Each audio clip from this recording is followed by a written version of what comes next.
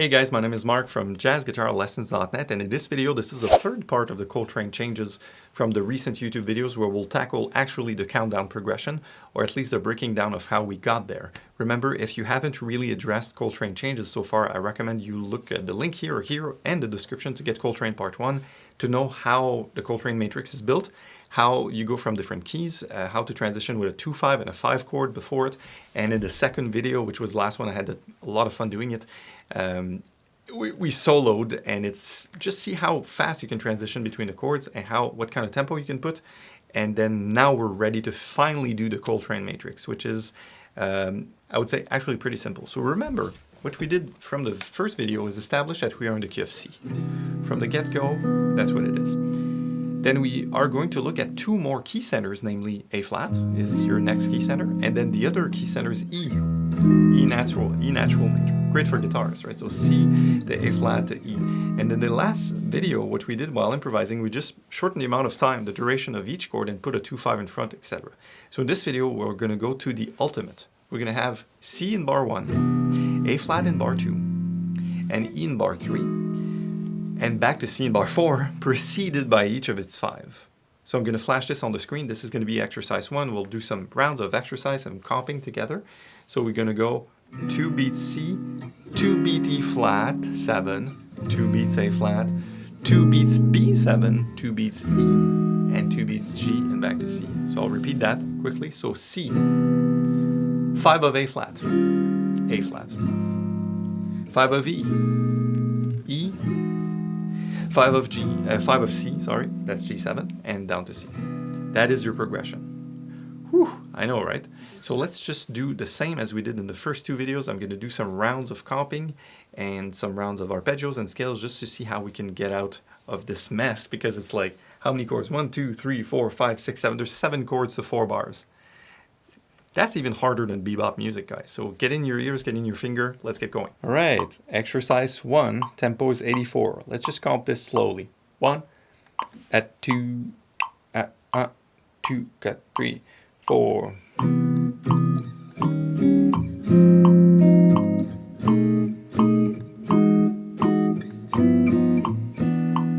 Again.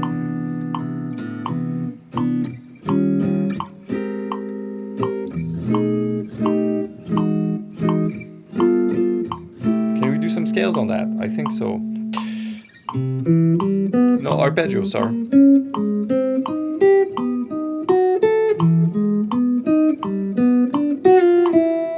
Again, arpeggios.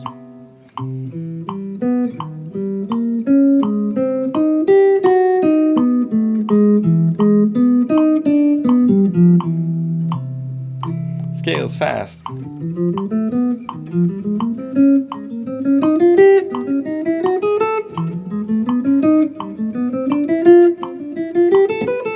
Sixteenth note scales, right?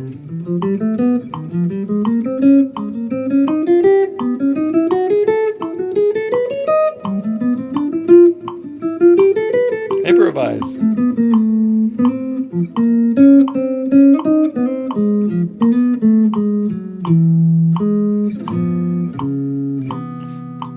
Three and 4 again.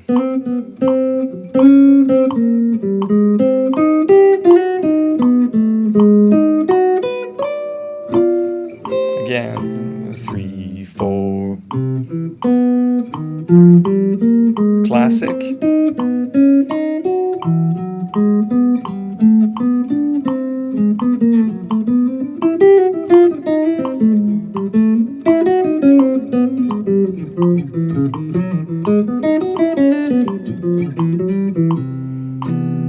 And we're done. So this stuff gets pretty hectic. That's just like 84 BPM. And I just want to tip my hat to John Coltrane, the great, and any or all people that use this sort of chord progression, namely even Dexter Gordon, Pat Metheny. People would use this sort of framework and incorporate them into their own tunes and then be able to improvise, not at 84, but at like 284, right? So that's the spirit of being able to create lines. And creativity, to me, lies in not necessarily coming up with new ideas, but finding ways that are ingenious. We say that in French, ingénieux, ways that are really creative of dealing with the limitations. Like, hey, I have this issue. How do I overcome this obstacle? 284 on giant steps. How do I do it? That's where the creativity comes, where you say, hey, I still made music. So that's what we're doing. So exercise 1, done. Feel free to take that at different tempo, put it in iReel, put it in Band in a Box, or get a friend to comp for you, because the chords, they come by so fast, right?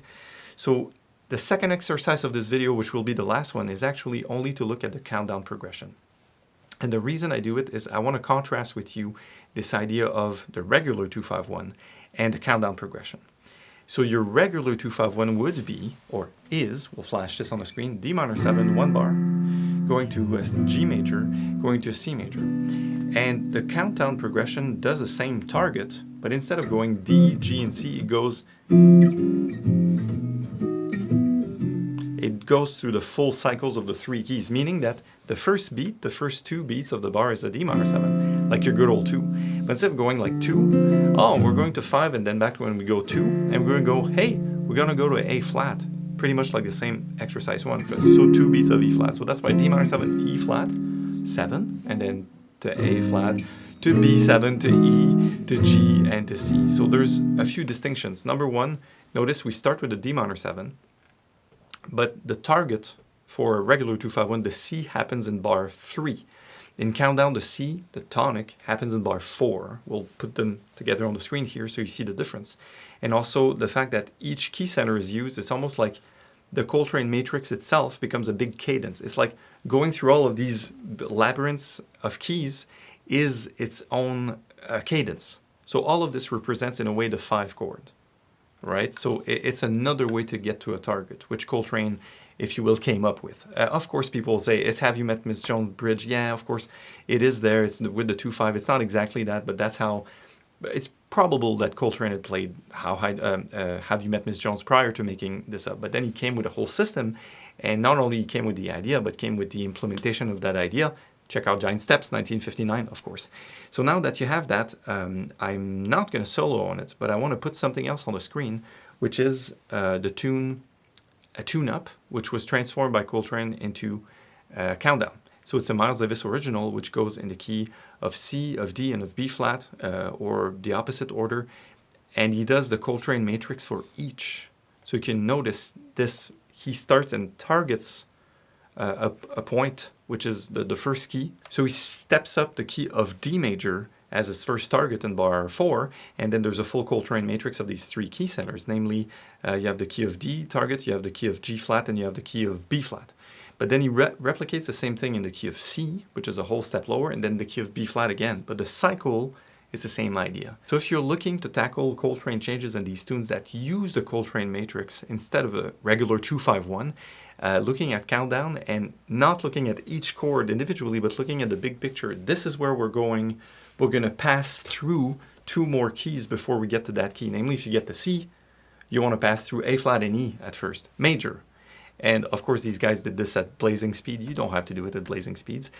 So that's it for the end of this video. I will just comp the changes to countdown, which was also put on the screen, just so you get an idea of how it can sound to go through all of these different changes in these different keys. I will let you go on that note. Thanks for watching, guys. Please like and subscribe, and there's plenty more videos on this YouTube channel and on the blog. Hundreds of free lessons, jazzguitarlessons.net. Improve your jazz guitar playing with a real teacher. I will just comp on countdown and see you in the next video. Thanks.